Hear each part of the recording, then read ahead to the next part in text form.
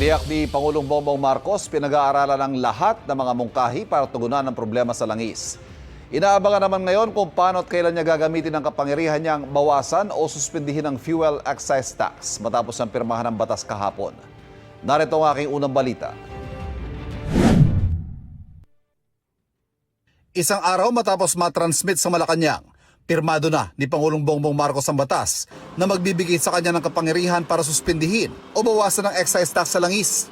Inaasahan makatutulong ito lalo't 3 linggo nang nakalulula ang taas presyo sa mga produktong petrolyo dahil sa mag-iisang buwan ng sigalo sa Middle East. Tinatayang nasa 5 hanggang 10 piso kada litro ang posibleng mabawas sakaling tanggalin ng excise tax.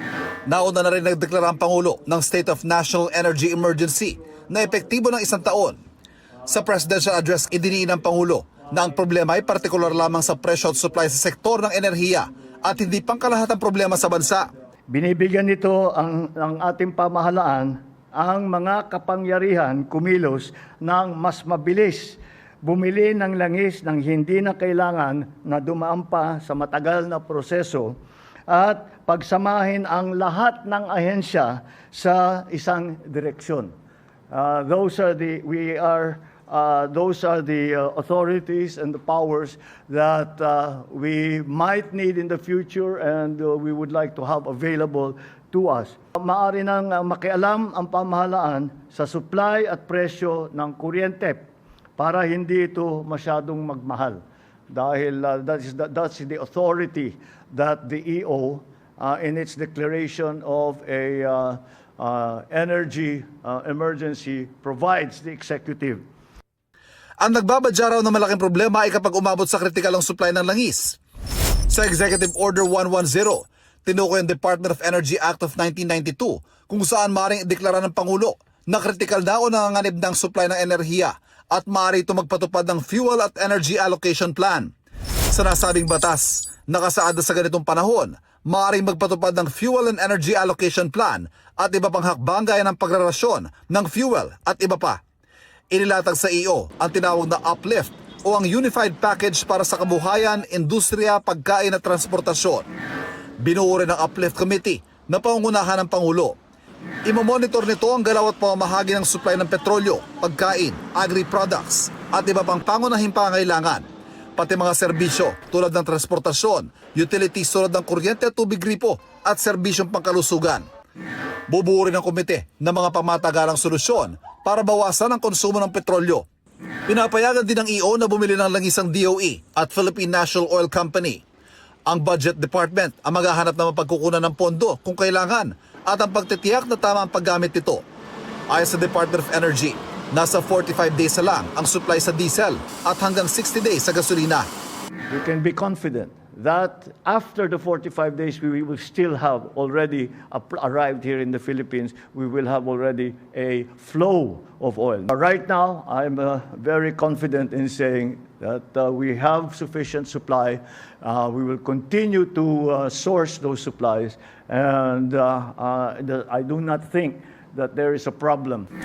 Oo nga't may supply pero kakayanin ba ang presyo? Lalo't ngayon pa lang, hirap na ang maraming Pilipino. Pagtitiyak ng Pangulo, lahat ng mga mungkahi para tugunan ng problema ay maingat at pinag-aaralan. Dahil sa oil deregulation law, hindi kontrolado ng pamahalaan ang presyo ng mga produktong petrolyo. Pwede i-take over ng gobyernong oil companies kapag ideklara ang isang national emergency. Pero nang tanongin ng Pangulo kung isa ito sa mga pinag-aaralan, ang sagot niya, I don't want to get into that discussion. tingin naman ng ilang senador tila nahuli ang pagbuo ng Crisis Committee para sa State of National Energy Emergency. It's a little bit too late kasi isang buwan na.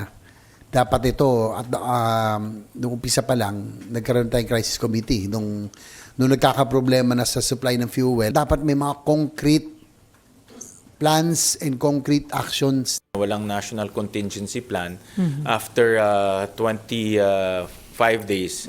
Baka nga raw dapat national emergency ay dineklara ayon kay Senador Bam Aquino. Kung energy lang daw kasi, baka anya hindi kasama ang price control sa mga pangunahing pangailangan. Naniniwala rin ang ilang senador na dapat idamay sa mabibigyan ng ayudang middle class. Sila talaga yung madalas tinatamaan. Kung ano yung pwede nating maibigay na mga extended assistance. Tanong ni Senador Amy Marcos, hanggang ayuda na lang ba ang kayang gawin na hindi naman anya pang matagalang solusyon at pinagkakakitaan pa? Ilang senador na nagsulong ng supplemental budget na magagamit sa ayuda. 52 billion pesos ay tinutulak ni Senadora Risa Ontiveros sa kanyang panukala. Pinag-iisipan naman ni Senador Loren Legarda na maghain ng bagong bayanihan law para raw magamit ng gobyerno sa pagtugon sa krisis. Ayon pa kay Senate President Tito Soto, tutugon ng mga mababatas sakali magpatawag ng special session ng Pangulo para magpasa ng batas kaugnay sa krisis sa langis. Ito ang unang balita. Ivan Mayrina para sa GMA Integrated News.